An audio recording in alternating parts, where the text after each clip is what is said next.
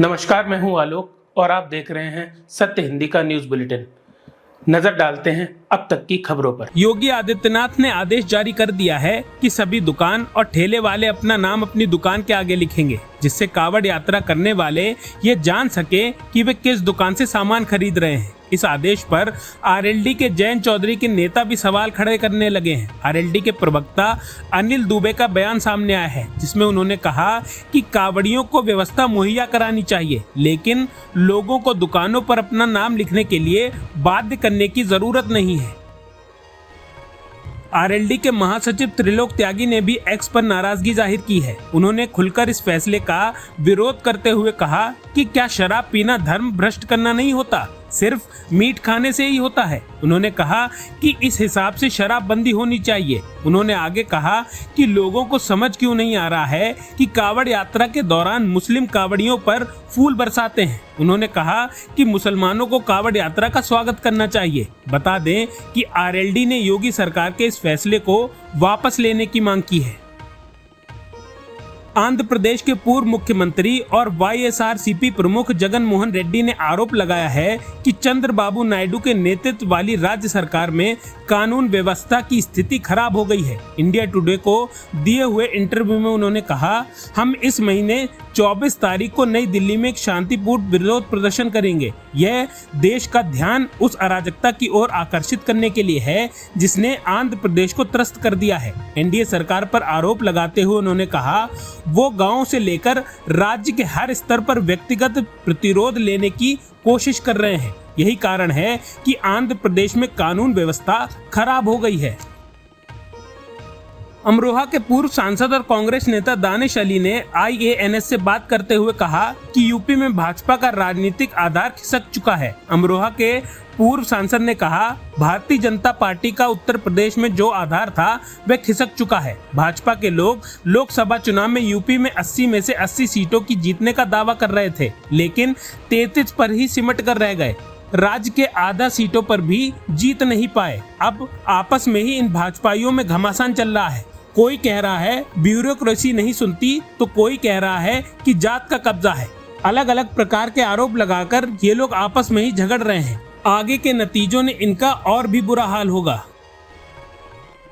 कांग्रेस की हरियाणा मांगो हिसाब यात्रा शुक्रवार को हिसार के हांसी गांव पहुंची। इस यात्रा का नेतृत्व लोकसभा सांसद दीपेंद्र सिंह हुड्डा ने किया। वहीं इस रोड शो में दीपेंद्र सिंह हुड्डा ने बीजेपी पर जमकर हमला बोला। कांग्रेस सांसद दीपेंद्र हुड्डा ने कहा कि बीजेपी ने पिछले 10 सालों में हरियाणा के लोगों को धोखा दिया है। मुझे लगता है कि कांग्रेस पार्टी हरियाणा में भारी बहुमत से सरकार बनाएगी। लोगों ने मन बना लिया है। समाजवादी पार्टी का हरियाणा में कोई जनाधार नहीं है।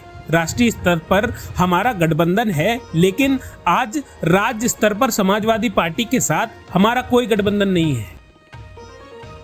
मध्य प्रदेश के धार में भोजशाला परिसर के ASI सर्वे रिपोर्ट को लेकर सुप्रीम कोर्ट में याचिका दाखिल की गई है। यह याचिका हिंदू फ्रंट फॉर जस्टिस नाम की संस्था की ओर से दायर की गई है। संस्था ने रिपोर्ट के आधार पर आगे की कार्रवाई की अनुमति मांगी है। इसी साल 1 अप्रैल को सुप्रीम कोर्ट ने मामले की सुनवाई के दौरान कहा था कि उसकी अनुमति के बिना सर्वे की रिपोर्ट के आधार पर कोई कार्रवाई न की जाए। गौरतलब है कि मध्य प्रदेश हाई कोर्ट ने 11 मार्च को ASI सर्वे का आदेश दिया था।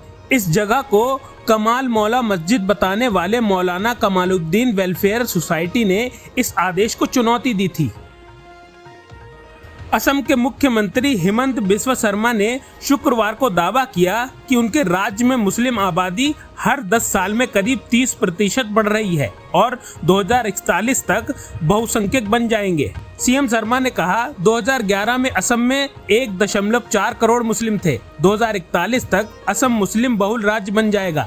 यह एक वास्तविकता है और इसे कोई नहीं रोक सकता। मुख्यमंत्री ने कहा, हर 10 साल में असम में मुस्लिम आबादी 11 लाख बढ़ जाती है। यह हिमंत बिस्वा शर्मा का डेटा नहीं, बल्कि भारतीय जनगणना का डेटा है। यह डेटा पब्लिश हो चुका है।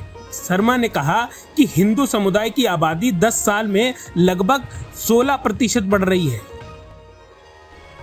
बांग्लादेश में सरकारी नौकरी के आरक्षण के खिलाफ चल रहा छात्रों का विरोध प्रदर्शन और भी हिंसक होता जा रहा है। विरोध के बीच सरकार ने राष्ट्रव्यापी कर्फ्यू लगाने का ऐलान कर दिया है। देश में फैली अशांति को रोकने में पुलिस नाकामयाब रही, जिसके बाद शुक्रवार को सरकार ने कर्फ्यू लगाने और सैन्य बलों की तैनाती की घोषणा की है।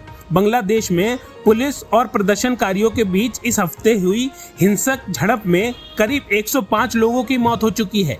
शेख हसीना के प्रेस सचिव नईमुल इस्लाम खान ने AFP को बताया कि सरकार ने कर्फ्यू लगाने और अधिकारियों की मदद के लिए सेना तैनात करने का फैसला किया है।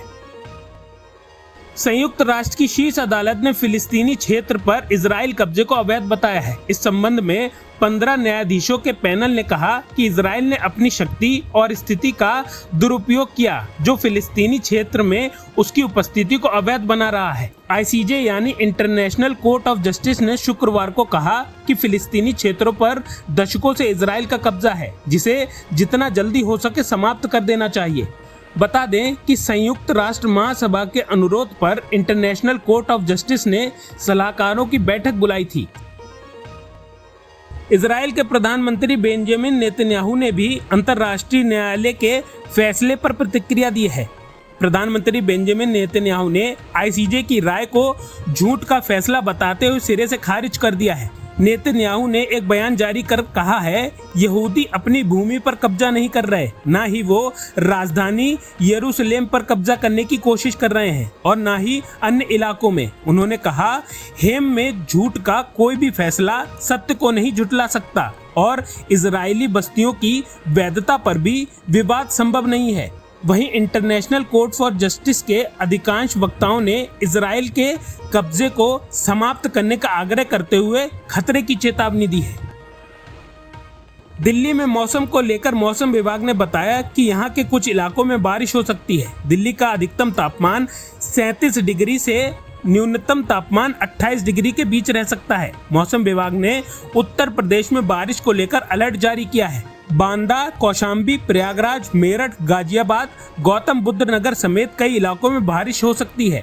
उत्तराखंड में इस समय लगातार बारिश हो रही है। इसे लेकर लैंडस्लाइड की चेतावनी जारी की गई है।